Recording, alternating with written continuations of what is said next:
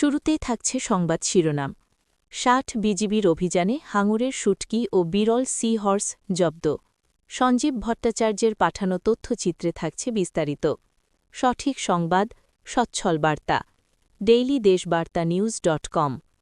কুমিল্লার বুড়িচং উপজেলার সীমান্ত এলাকায় অভিযান চালিয়ে বিপুল পরিমাণ সামুদ্রিক হাঙর মাছের শুটকি ও বিরল প্রজাতির সি হর্স জব্দ করেছে সুলতানপুর ব্যাটালিয়ন ৬০ বিজিবি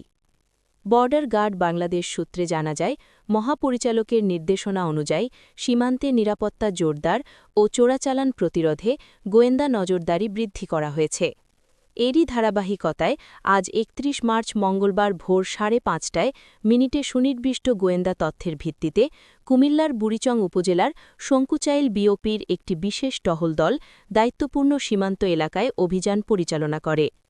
অভিযানকালে বাংলাদেশ থেকে ভারতে পাচারের সময় ৮৩ কেজি উন্নতমানের হাঙর মাছের শুটকি ড্রাইড সি শার্ক ফিন এবং ৫ কেজি বিরল প্রজাতির sea horse dried sea horse জব্দ করা হয়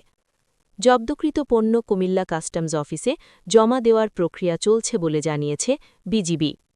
সুলতানপুর ব্যাটালিয়ন ৬০ বিজিবি অধিনায়ক lieutenant colonel S M Shariful Islam ASC বলেন সীমান্তের অতন্ত্র প্রহরী হিসেবে বিজিবি সবসময় সীমান্ত নিরাপত্তা ও আস্থার প্রতীক হয়ে কাজ করছে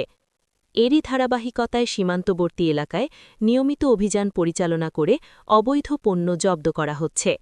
তিনি আরও বলেন সীমান্তে নিরাপত্তা জোরদার ও চোরাচালান প্রতিরোধে তাদের অভিযান ও গোয়েন্দা তৎপরতা অব্যাহত থাকবে